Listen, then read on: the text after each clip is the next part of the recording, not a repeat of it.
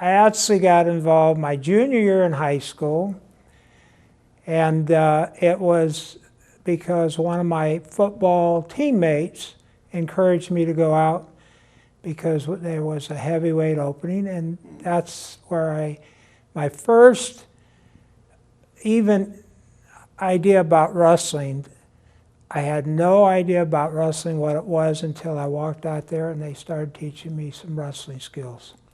So it's one of your teammates? It's one of the teammates. That's great. There is no question about it would be Von Hitchcock of Cal Poly. He was the gentleman that he taught us so many skills and drilled them in us. So even only wrestling 1 year, rolling around 1 year, because I had a major knee injury from football, and I decided I'll give it a try, went out, and he taught the skills that I carried on to high school for over 20 years of wrestling. Right. So without a doubt, it would be Coach Von Hitchcock. I can tell you with that, to answer that question, wrestling in our high school had just started, and I had no clue what wrestling even was about in high school until this teammate said, I'd like you to come out and try it. We were friends. So I had nobody to look up to. I had no heroes because, that was 1960, 59. So I had no clue what wrestling even was. Coach Sheldon Harden was my football coach. My line coach was Coach Vic Bucola. Yeah, they guided me in football. And these are guys that actually took a country boy from Chowchilla who was I was lost when I went to Cal Poly. And these are people that helped me. And another one that helped me a lot, a retired coach, but he was head of the physical education department, and guided me actually into student teaching, was Dr. Robert Mott. He was very influential in my life.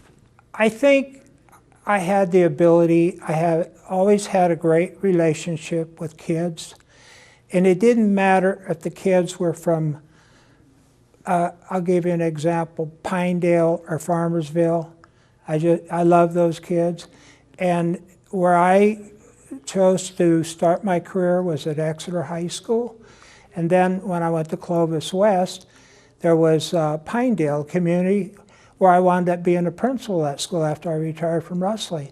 I think just being able to deal with all types of kids, different personalities, being able to motivate them, to have, to push beyond their extraordinary type efforts.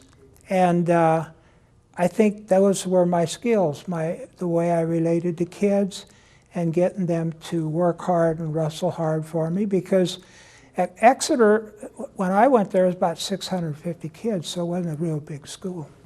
I think being part of a Division II National Championship wrestling team at Cal Poly, I'll never forget. It was Coach Hitchcock took a bunch of kids together, and being able to qualify and go to the Nationals and win the national championship was just, for this country, it was wonderful. It was actually, that was my first time I ever flew in a plane in my life, so it was something special.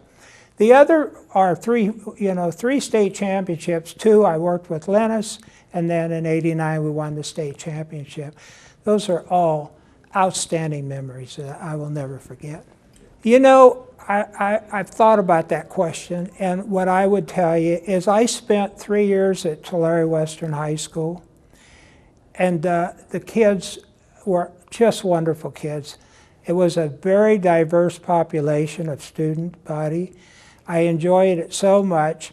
Then I started at Exeter, moved to Tulare. When I went to Exeter High School, it was the same. I really enjoyed and loved the kids. And Exeter High School was a diverse population.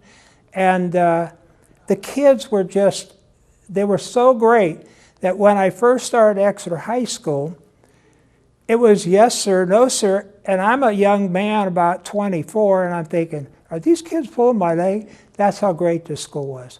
The staff was professional, ties. The principal was an ex-wrestling coach. It was just I had wonderful experiences at those schools. Went to Clovis West, it was a whole different experience.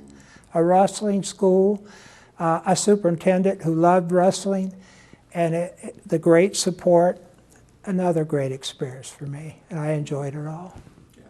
I think what I know now, because I still have communications with several of my wrestlers, that some will be here tonight, and these are kids that are in their 50s and some are in their 60s. Right now, the oldest probably 65, 66. The thing that is, I think, is I treated every kid fair. That I had an impact on their lives. That their experience, I gave them an experience at every school that I was at, that's something they could remember for the rest of their lives and enjoy. And I think that's the important thing, that the kids, when I prepared them, they were ready to compete, and they enjoyed being part of the wrestling program. Yeah, and you certainly did a good job. Thank you so much. I appreciate that, Jeff. And congratulations on being inducted in the Hall of Fame. Thank you so much.